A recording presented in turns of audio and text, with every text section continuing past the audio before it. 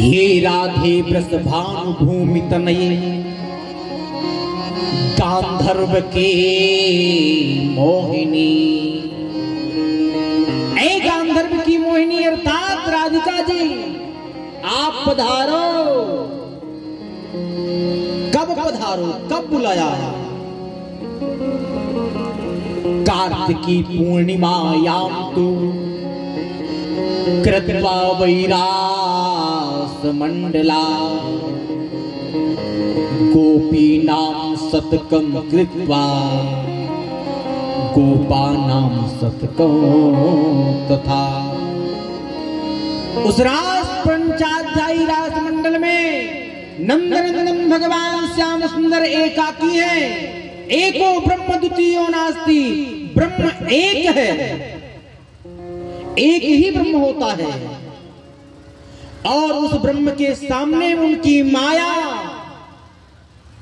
सामने जाकर के सभी गोपियां प्रकट हो गई, देवियां प्रकट हो गई।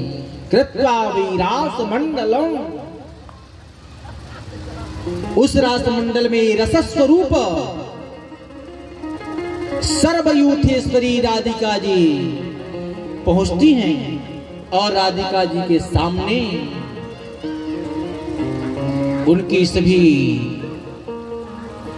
ब्रजबालाएं देवियां जो भगवान श्याम सुंदर को पति के रूप में चाहती थी, पति के रूप में प्राप्त करना चाहती थी, सब रास मंडल में पहुंचती हैं। जैसे प्रभु के दर्शन किए निहाल हो गई। अब जीवन में कुछ शेष पाना नहीं रहा। गोपियां विह्वल हो गई, विह्वल होकर के अब उनको कुछ शेष नहीं रहा। अब केवल मन में एक ही भाव रहा कि कहीं तुम हमसे कहीं अलग ना हो जाओ। केवल ये भय होने लगा। जब ज्यादा प्रेम बढ़ जाता है, प्रेम हो जाता है, तो भय लगने लगता कि हमारा प्रेमास्पद कहीं हमसे बिछुड़ ना जाए, दूर ना चला जाए, अलग ना हो जाए। और जिस बात की आशंका जताई जाए तो वो बात हो जाती है। प्रमाण देखिए, गोपियों के मध्यस्थ भगवान नंदनंदन श्याम सुंदर ने जैसे देखा कि गोपियों के मन में आया अभिमान, तो वहां से निकल गए भगवान, अंतर्ध्यान हो गए बीच राजमंडल से। जैसे परमात्मा वहां से अंतर्ध्यान हुए, अभिमान तो आया। जो किसी से प्रेम करता है तो अभिमान जागता है। जब अभिमान जागा, भगवान थोड़ा बीच मध्य बनाना चाह रहे थे। कहां से मध्य बने? अभिमान सामने प्रकट हो गया। मैं शब्द आया, मैं और मोर तोर तय माया, तेहि बस कीनी जीव निकाया। ये मेरा है, ये तुम्हारा है, ये इसका है, ये उसका है, बस केवल इसी में जीवन व्यतीत होता गया। तेहि बस कीनी जीव निकाया। गोपियों के मन में जैसे आया अभिमान, भगवान श्याम सुंदर वहां से अंतर्ध्यान हो गए।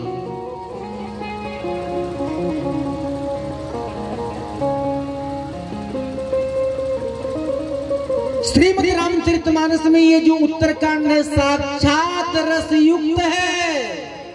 रस ही रस इस उत्तरकांड में भरा हुआ है। नीचे से लेकर के ऊपर तक पूरा वृक्ष रस युक्त है। बोले तो जिस तरह किसका वृक्ष होता है, गन्ने का कह दें, नीचे से भी रस निकलेगा, ऊपर से पूरे पेड़ में ही रस निकलता है।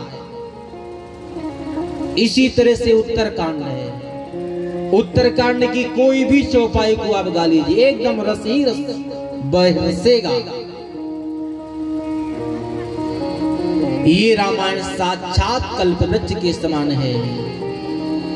संत श्री गोस्वामी तुलसीदास जी महाराज ने 3 बातें लिखी। वो 3 बातें क्या? एक राम चरित्र मानस।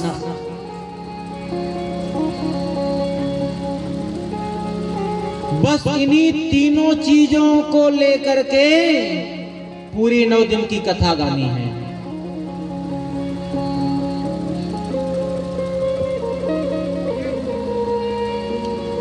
मन ये बमनो श्याणा कारणं बंधमोक्षया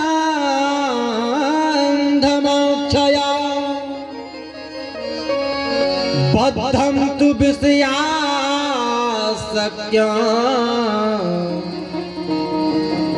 मुक्तं निर्विषयं मना मुक्तं निर्वे